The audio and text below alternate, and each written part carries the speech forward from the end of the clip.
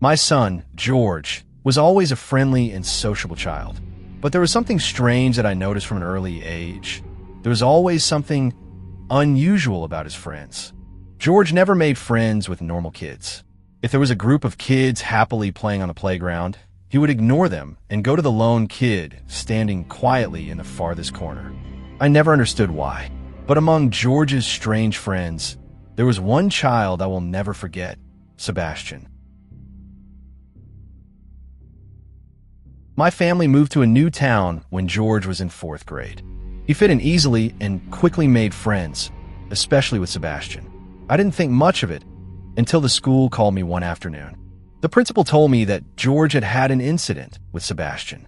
Specifically, during recess, when there were only 2 children left on the playground, George suddenly pulled an eraser out of his pocket and hit Sebastian hard on the head. Sebastian fell to the ground, screaming, causing the teachers to run over. I tried to ask him on the way home, but he wouldn't say a word.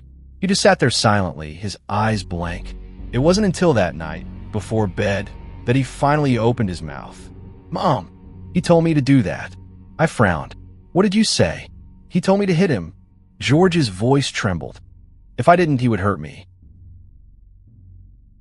That same evening, I called Sebastian's mother, a woman named Maggie. Maggie sounded friendly and polite. She admitted that Sebastian had a little behavioral problem, but nothing serious. She also made an odd suggestion. How about they have a sleepover to make up? I hesitated, but I wanted George to have friends too. And Sebastian, as strange as he was still just a boy. I agreed. That night, I took George to Sebastian's house. The house looked normal, and Maggie was a sweet, loving mother. Little did I know that I had just made a terrible mistake. The next morning, when I picked George up, he was waiting at the door, his face pale. As soon as the car door closed, he burst into tears. "Mommy," he sobbed. "He's not Sebastian." I froze. "What did you say?" George wiped away his tears, his voice shaking. I woke up last night to whispering. At first, I thought he was talking in his sleep. But when I opened my eyes, the bathroom door was open, and there was a light inside. I shivered. It wasn't a normal light, Mom. It was like candlelight. George took a deep breath. He was in front of the mirror, but he wasn't talking to himself. He was talking to someone in the mirror. I held my breath. "But Mom," George's voice trailed off. He didn't call me Sebastian. I turned to look at my son. Then what did he call me? George looked at me, his eyes full of fear. "Mr. Jim." I gripped the steering wheel. George continued, his voice getting as if afraid someone might hear. I thought maybe she was acting until the candle went out. Everything went dark. Footsteps and a voice whispering right next to my ear. My skin crawled. It wasn't English, Mom. It wasn't anything I'd ever heard before. He choked. All I knew was that I couldn't move. I just lay there, holding my breath, praying she wouldn't touch me. George trembled, his hands gripping the car seat. Eventually, she went back to bed. The next morning, she was back to normal. Like nothing had happened. I couldn't let this go. As soon as I got home, I called Maggie. This time, her voice wasn't as cheerful as before. "Are you sure?" Maggie stammered. "I'm sure." I clenched the phone. Sebastian did. And he calls me Mr. Jim. Maggie was silent on the other end of the line for a long time. Finally, she sighed. "I know. Thanks for telling me." I frowned. "You know." Silence. Then, Maggie's voice dropped to a whisper. "I think I'm going to have to move again." Then she hung up. A week later, the school emailed me that Sebastian had been expelled for attacking classmate. The next day, I went to Maggie's house. But the house was empty. No sign of a move, no one there. They were gone. I tried to search for them, but there was nothing. No new address, no online records. It was as if they had never existed. I had no idea who Mr. Jim was. I don't know what really happened that night, but I do know one thing. Sebastian was not just an ordinary boy.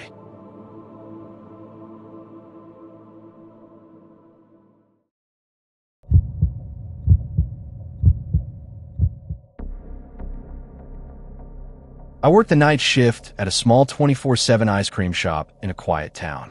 It was just a small booth with a few seats inside. Although the shop wasn't big, it was quite popular with the young people in the area. During the day, the place was filled with laughter, But at night, it was a different story. After 10 p.m., the shop was almost deserted, with only a few odd customers coming in to buy ice cream and leaving right away. I was used to the silence. But one night, the silence became eerie. It was around 1 a.m. I had just cleaned the counter and was about to take a break when I realized the store hadn't had any customers for over 30 minutes. I decided to go outside and take out the trash. The large parking lot was almost empty, with only a few streetlights casting a dim light on the ground. As I turned around, a beam of light flashed through the glass of an abandoned store next door. I stopped. I knew for sure that the building was empty. It hadn't been rented in over a year, and the glass was always covered in dust. I blinked, telling myself that it was probably just the reflection of a car that had just passed by. But when I looked around the deserted street, there were no cars.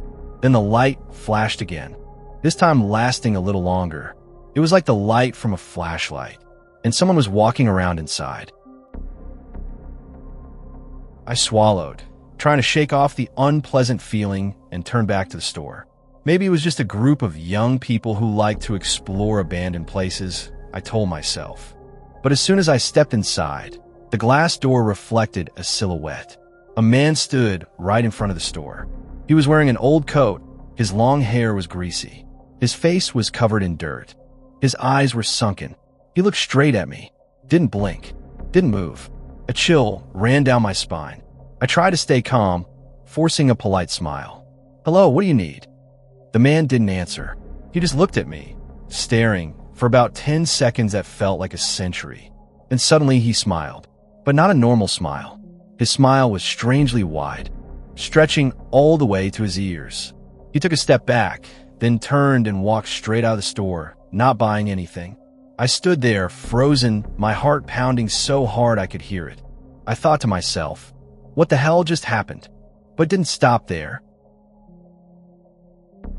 I tried to forget the strange incident and continued working. But about an hour later, as I was getting ready for my lunch break, I saw him again. He wasn't alone.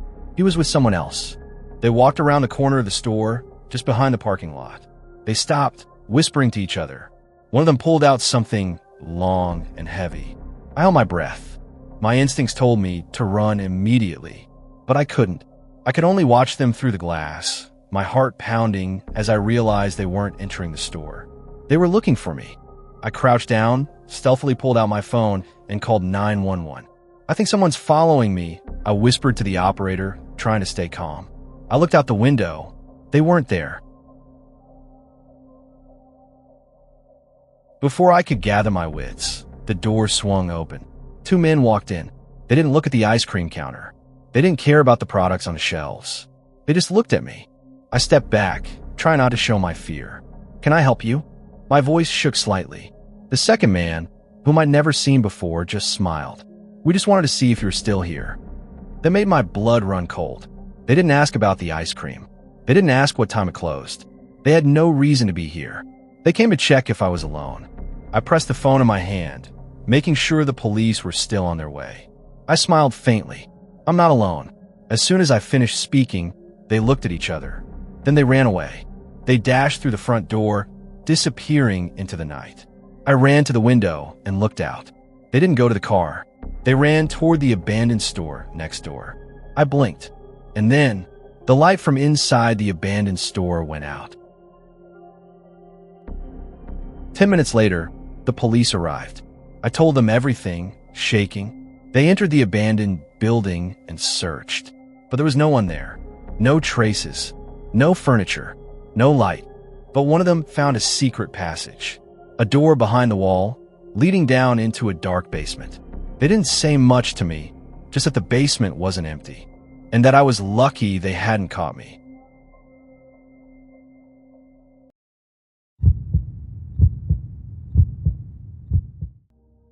I lived in this house for almost 20 years. It wasn't perfect, but it was a home for my family. My eldest son, Jake, grew up here, and then my second son, Ethan, did too. But there was something strange. Both of my sons had sleepwalked. I didn't think much of it at the time. Children often go through such phases. But now, looking back, something seemed off. It wasn't until we renovated the house that I realized there was a terrible secret hidden behind those years. It all started when Jake was about 8 years old. One night, I woke up and noticed someone standing in the hallway. My heart stopped, but when I looked closer, it was Jake. He stood there, motionless, his eyes open but blank. He didn't look at me or at anything else in the house. He looked right through me. It wasn't until later that I realized it wasn't the first time Jake had stood there at night. Every time, he would stand in the hallway, eyes wide but unfocused, and mumble something incoherent. After a while, he would walk to a fixed spot on the wall, gently place his hand on it, and tap it with his forehead. The tapping was slow, repetitive, strangely regular. I called his name. He didn't answer. Only when I touched his shoulder did he wake up, look at me dreamily, and let me lead him back to bed. The next morning, Jake didn't remember anything. I didn't think much of it. Children can have nightmares or go through sleepwalking, I told myself. But then Ethan did the same thing. Years later, when Jake had grown up and moved away to school, Ethan began sleepwalking just like his brother. Same age, same behavior, same spot on the wall. At that moment, my skin began to crawl. There was no way Ethan could have known what Jake had done. He was too young when it happened. But Ethan did everything exactly right. He stood in the hallway. He stared into space. He tapped his head against the wall, gently but firmly, and he whispered something. I tried to listen once, but the words weren't English. I shook Ethan awake. He opened his eyes, looked at me blankly, and went back to bed. The next morning, he didn't remember anything. I thought about calling a doctor, but after a few years, Ethan stopped sleepwalking. I told myself it was over, but I was wrong. A few weeks ago, my husband and I decided to remodel our house. The walls were old, the floors needed replacing, and we wanted to change up the look of our living space a bit. One day, I was peeling back the old wallpaper when I noticed something was wrong. Underneath the wallpaper, there was glass. An old, tarnished mirror was hidden behind the wall. My heart was pounding. Who would build a wall to hide a mirror? I called my husband over. We removed the wall covering the mirror, and right then, a chill ran down my spine. The mirror was in the exact spot where my children had stood, the spot where they had both banged their heads. I felt my stomach twist. There was no way they could have known about the mirror. It had been covered up before we moved in, and there was no reason for both of them to behave exactly the same way. It was as if they sensed its presence. I couldn't sleep that night. When everyone was in bed, I grabbed my flashlight and went down to the living room alone, where the mirror was still exposed behind the recently dismantled wall. I stood in front of the mirror, staring into it. Nothing unusual, just an old, dusty mirror. But then, I remembered Ethan's whispers. I closed my eyes. I took a deep breath, listened. Silence. Then a small sound. A knock. From the other side of the mirror. I jumped up, feeling like my heart was about to jump out of my chest. I ran back to my room, curled up in the blankets, trying to convince myself that it was just my imagination. But the next morning, I did the only thing that made me feel safe. I destroyed the mirror. The glass shattered into pieces. And when the last piece fell to the floor, the whispering stopped. I don't know what that mirror meant. I don't know why both my sons sensed its presence, even though they had never seen it before. Maybe it was coincidence. Maybe it was something else. But I know one thing for sure. I will never have a mirror in my bedroom again.